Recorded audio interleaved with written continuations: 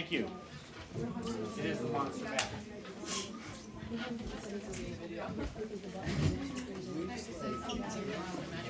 All right.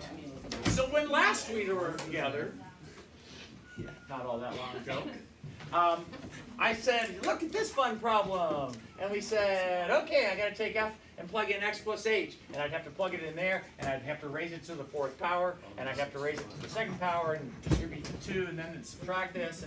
And if we did that correctly, all of the stuff that doesn't have h's in it would cancel out, and then I could cancel out the h, and then it would work. It would just take forever and a day. To which I said, but wait. I'm going to run you through a bunch of shortcuts. So listen carefully to this.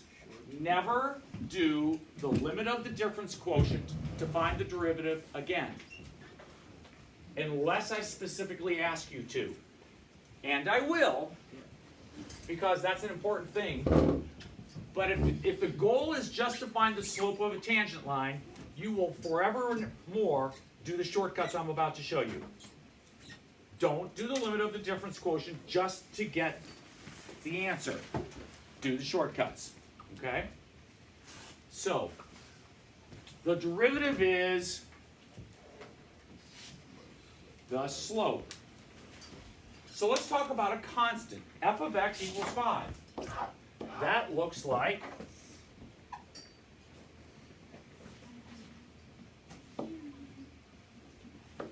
y equals 5. That's a horizontal line. So, what do you think the derivative of that is? Algebra 1 question. What's the slope of that line? 0. Let me ask it as a calculus question. What's the derivative of 5 going to be? 0. Right? Derivative is the slope. 0. So, as it turns out, anytime you have a constant, its derivative is 0. What's the derivative of y equals 8,746,372,503.2? Okay? If it's a constant, its derivative is 0.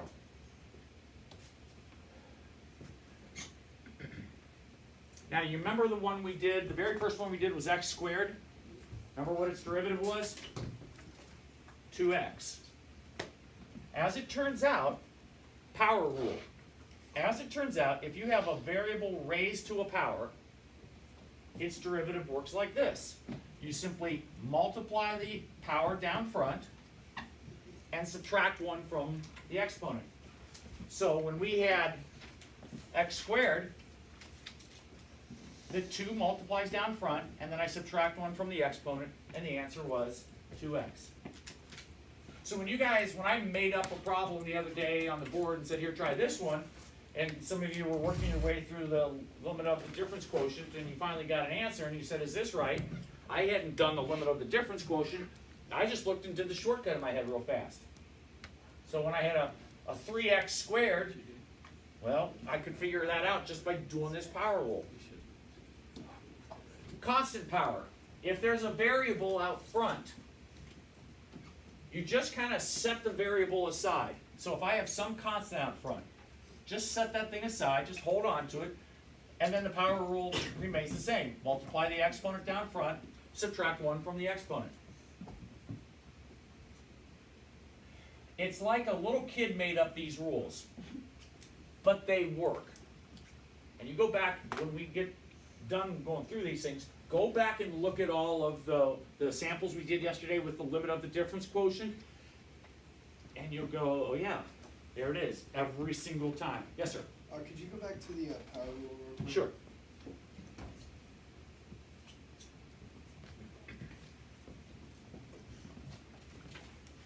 So the reason I'm introducing this now, this is a calculus concept, but it fits in this section of the book because we're going to talk about maximizing and minimizing functions. And in calculus, that's way easier. They have you do this thing in our book, because we don't, in theory, know calculus. That's nice, but it's just kind of it's just using the calculator.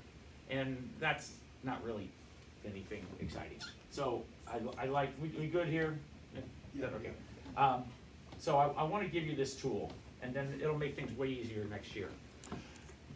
So you glance at this and you see there's a constant out front and there's an exponent. So I'm gonna use that constant power rule. The 3 out front's just gonna come along for the ride. The exponent multiplies down front, exponent gets smaller by 1. 12x to the third. It's really hot in here, isn't it?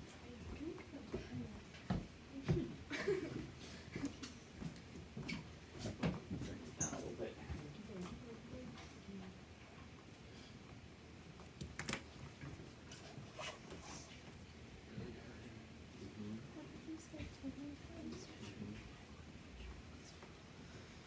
Gone.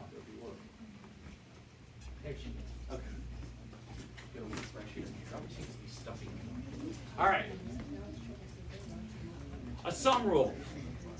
So as it turns out, if you have a few things being added together, then what you can do with these is just treat them individually. So if I have f of x plus g of x, 2 things being added together, just do the derivative of them separately, and then add them together at the end.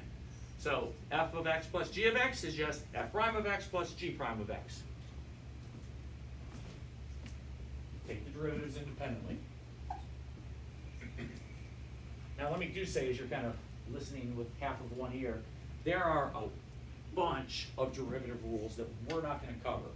We're going to stay in a really narrow lane this year and not do a variety of different kinds of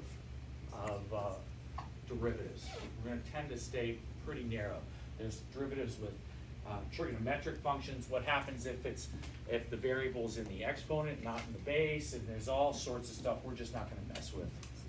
So this problem I gave you a minute ago that would have taken 20 minutes to do, this is a sum, and you've got a constant power and constants at the end. So how do you take the derivative? So the exponent multiplies down front, 3 times the 4, exponent gets smaller by 1.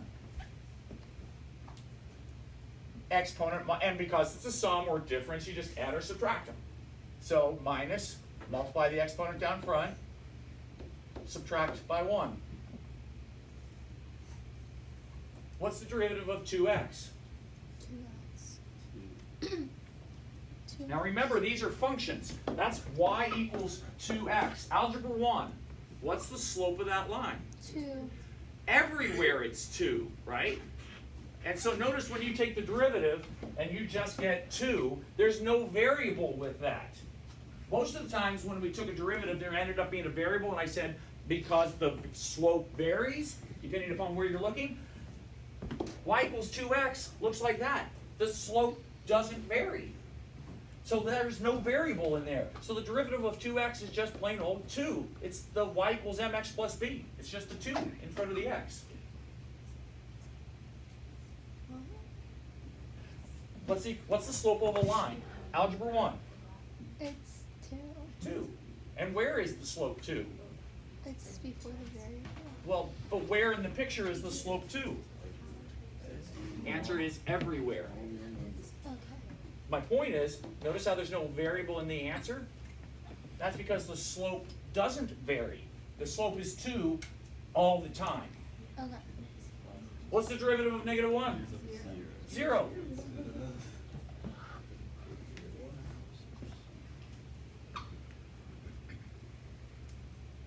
Huh.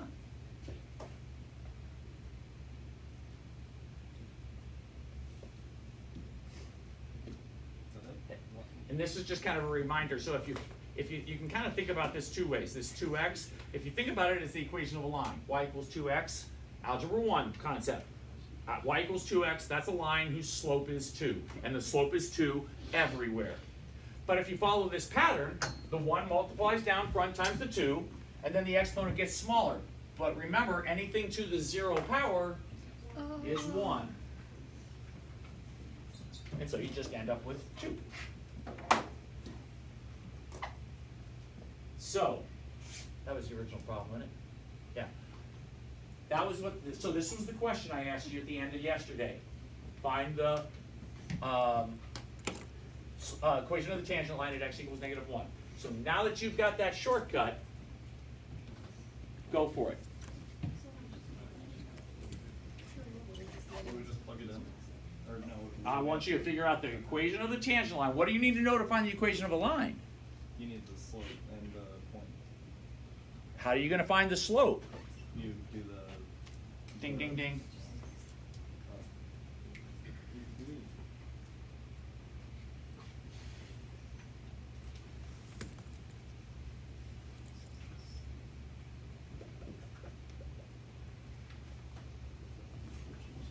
If you're feeling stuck, let me know.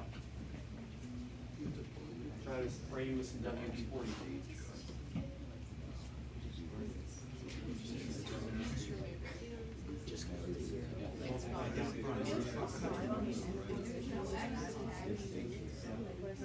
No, but that's the whole point about the derivative. It's super easy with the shortcuts. That's why they're called shortcuts. So what have you found? Because the first one was just the same as one.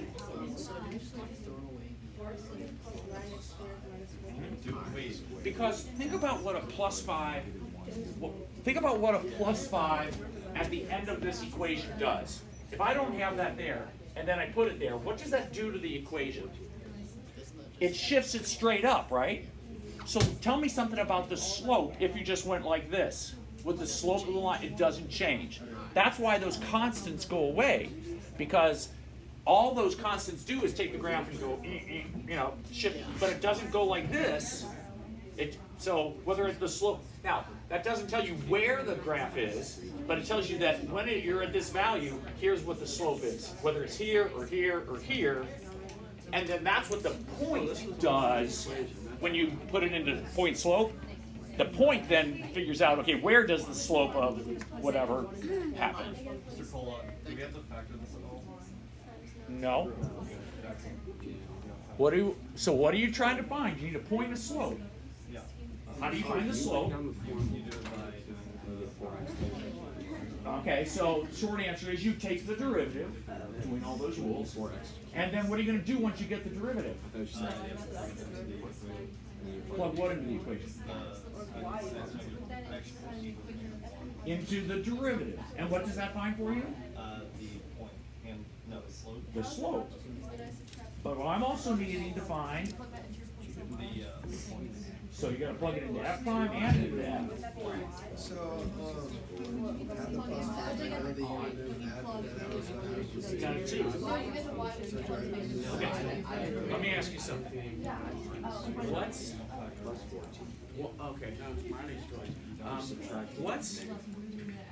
What's the square root of 16?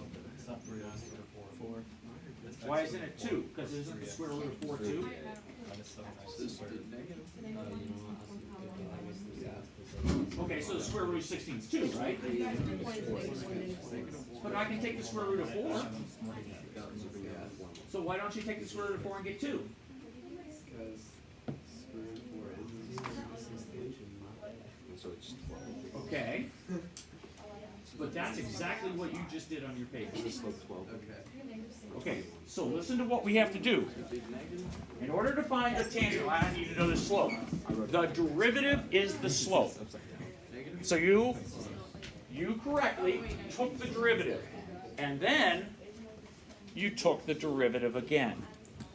Okay. You've already taken the derivative, you already have the slope. Just because you could take the derivative again doesn't mean you should take the derivative again. Just because I can take the square root of 4 doesn't mean I should take the square root of 4. So when you got 4x to the third power, blah, blah, blah, that was the derivative. Don't take the derivative again. So now that you have the derivative equation, how do you find the slope? How do you find the slope at -1?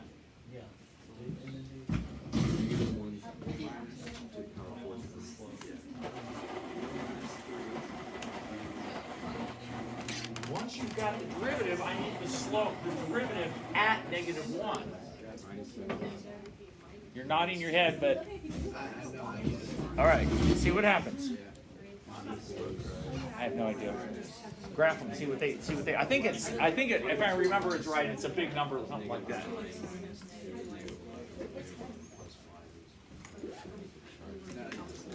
So,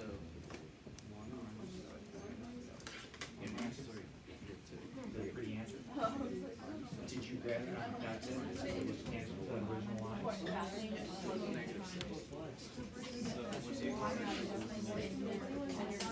Alright, so so do negative one.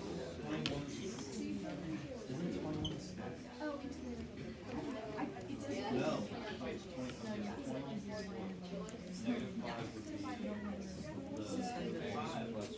All right, if you're feeling stuck, listen for a second.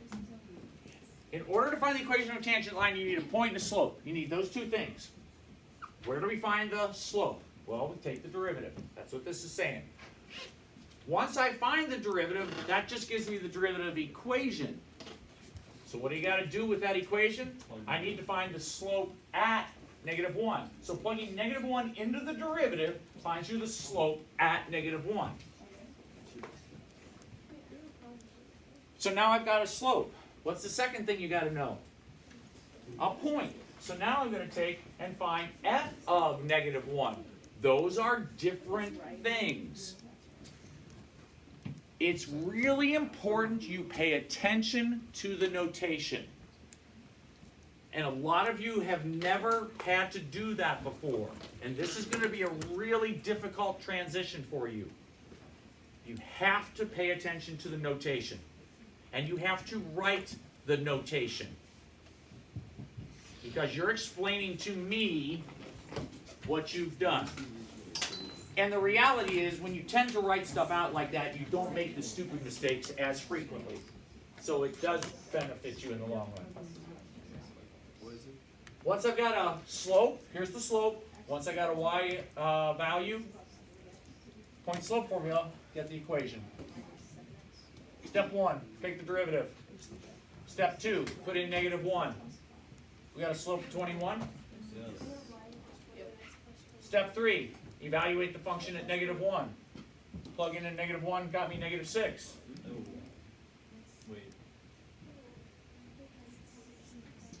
Now I've got a point and a slope. Plug it into point slopes.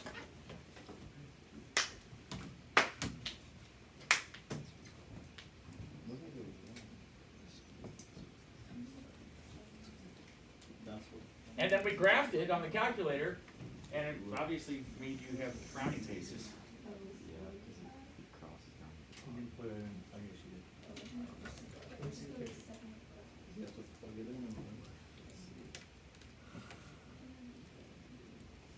You don't have your, you get your x min at -1.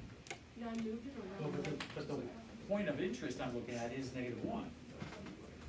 So you need to be to the left of that a little bit, and then look at the Would you grab? it's happening down at -6. No, So you've got your y minimum at -1, so you're not looking at the point, right? Make it so you can see where the point of intersection is. So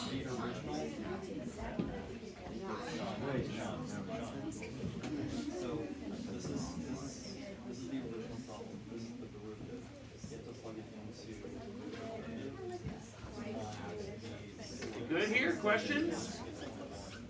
then you plug it into Does it matter that it intersects? No. Like down here? Yeah, it's at that point what's the tangent line. So, and we talked about that at the very beginning. You can have a curve that is tangent here but touch somewhere else. It's still tangent at that point. So that's okay. that's each other. Abby, did you get the picture to be happier? Abby, did you get it to be look out nicer? Or look nicer? Yeah, I've. Okay, fiddle with it a little bit. All right, start to finish. Ready, set, go.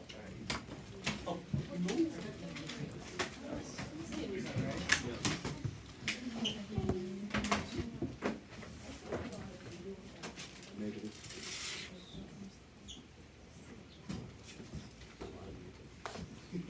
This is back third sheet.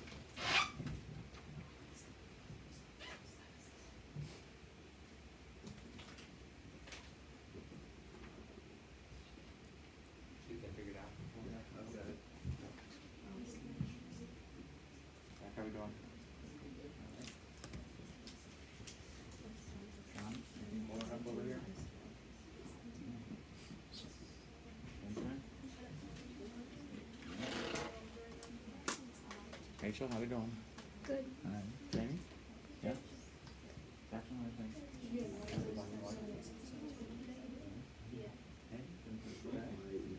Funky? Might be funky. Not sure.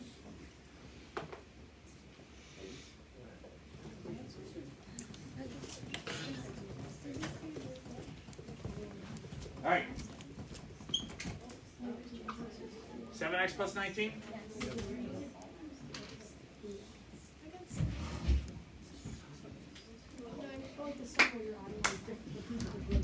Is that a high five right there? Is that a high five? Nice. So, let's see, the derivative you lost. Negative that. That's what he said on the board too. Oh, yes.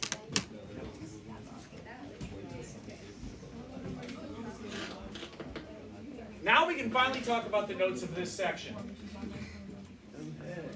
Extra mall. So the whole concept of 3.6 was about extrema, maximums, minimums, global max, global mins, those kinds of things.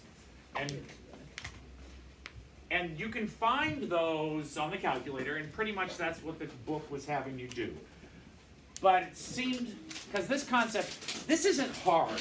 It takes a little while to kind of get your head around it. The hard part is actually the long way, the limit of the difference quotient. And you need to get your head around that.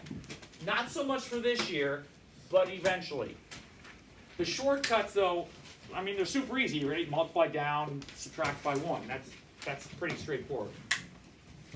But we can use that concept of the tangent line to find extreme values. So here's a little upside down parabola. What do you notice about the shape, the slope of the curve at the highest point? It's 0.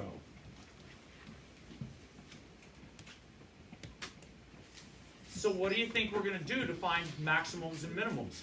Fine. Find what? Well, how? Zero as the derivative. What about it? Use zero as the derivative. I'm not sure what that means to use 0 as the derivative, because the derivative of everything is not 0. What is the, listen to this question, what is the slope equal to right there? 0. The slope is equal to 0. Put some pieces together here. What did we just learn? We learned about the tangent line, but to find the tangent line, we needed to find the derivative. Oh yeah, the derivative is the slope. What did I just say here? The slope is 0. So what do you think I'm going to do?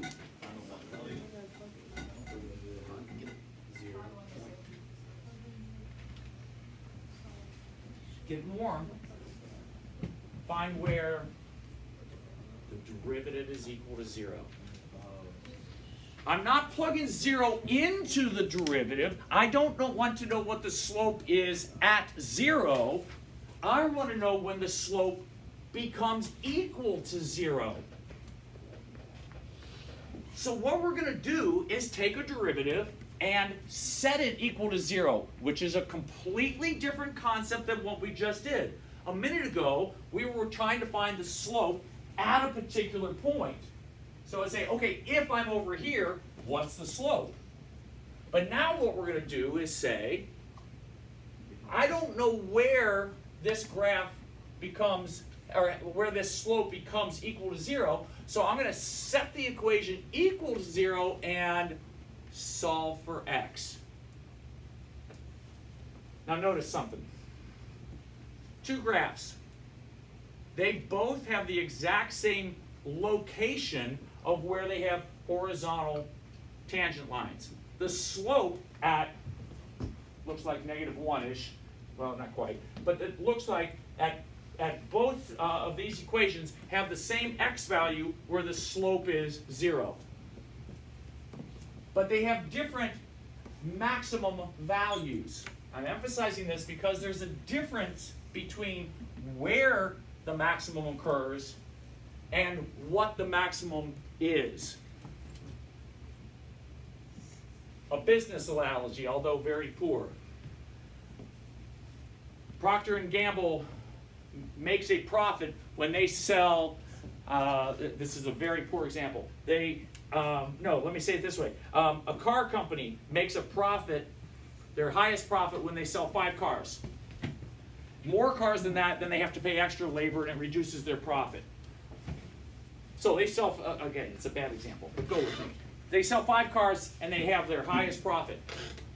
Anybody ever have a lemonade stand when you were a little kid? Okay, and let's say for some bizarre reason, your maximum profit occurred when you have 5 cups of lemonade sold, because you only have 5 cups in the cabinet, and if you have to go buy more, then you reduce your profits. Now, the amount of profit you're making at your lemonade stand when you sell 5 cups is going to be a very different profit than a car company is going to make when they sell 5 cars. So what the profit is different than how many, what the X value is. I'll talk about that more, but usually when I ask a question, it's one of those two things. I might say, where does the maximum occur? That's an X value. But I also might say, what is the maximum value? How high does it go? Both of these graphs, location for their maximum is the same. But the maximum value for this guy, what is that, 4? The maximum value for this guy is 4. The maximum for this guy is like 9 or a little bit. There's a subtle difference there. Well, we'll touch on that again. So there's a difference between where and what.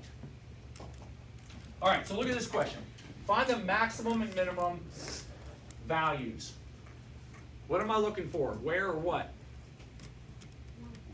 What? Not where. I don't care where the maximum and minimum occurs. I want to know what the maximum value is. That's what is the maximum value. Now those aren't like official math words. But where is an X value, and what it is the Y value.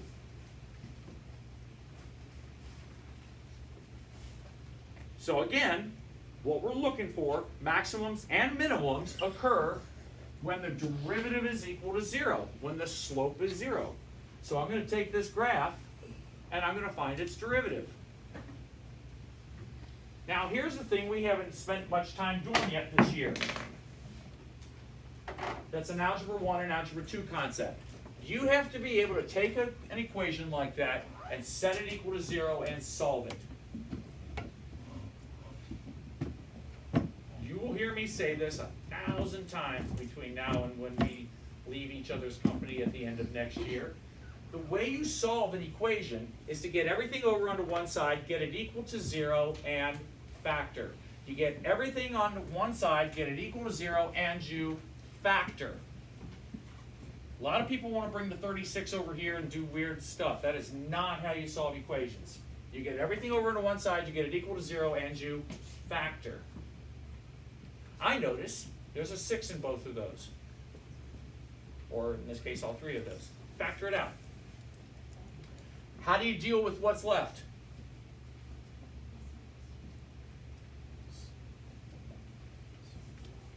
If it's a trinomial and if it factors into 2 binomials. Where'd the 6 go? I divided by 6. I've got, at this point, if the 6 was here, I've got 3 things that are equal to 0. No, sorry, I got 3 things multiplied together and the answer is equal to 0. I got 3 things multiplied together and the answer is 0. Somebody has to be equal to 0. If you multiply stuff together and the answer is 0, somebody has to be 0. Which one can't be 0? 6. So you can kind of just ignore it. Technically what happened is you divide both sides by 6 and it goes away. Yes, sir? So would you then do 2 equations where you add 3 to one side and then subtract 2 from the other? So then it'd be... Yep. Now, remember back a few sections when we talked about parent functions and the generic shape of stuff? At the very beginning of this problem, you should know what this shape looks like. It's a cubic. And you should know cubics look something sort of like that.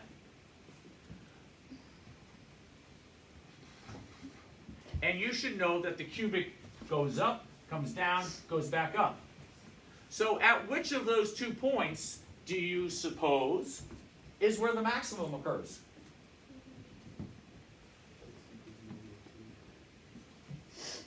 So the weird thing is, putting in the smaller number is going to get you a bigger answer. Putting in the bigger number is going to get you a smaller answer, interestingly enough. But you know the shape of a cubic. It does this. So the maximum is going to be to the left, and the minimum is going to be to the right. Unless there happened to have been a negative out front here. If there was a negative out front, now the graph looks like that. In which case, that concept's reversed.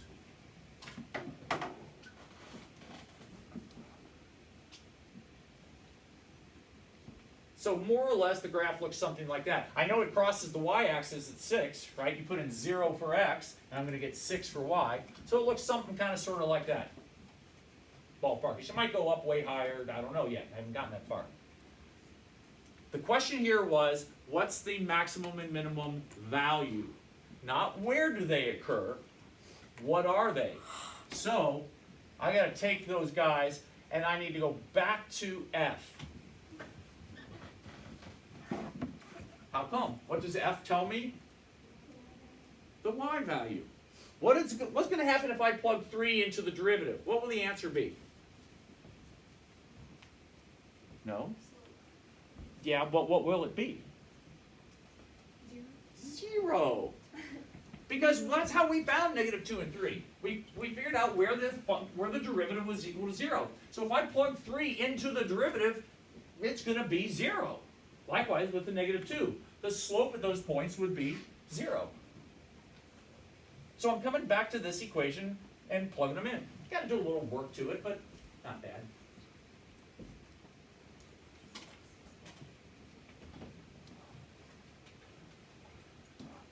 I'm going to skip this one for now because we're about to run out of time, and I want to get to the last thing here, which is that. There's your homework out of this section.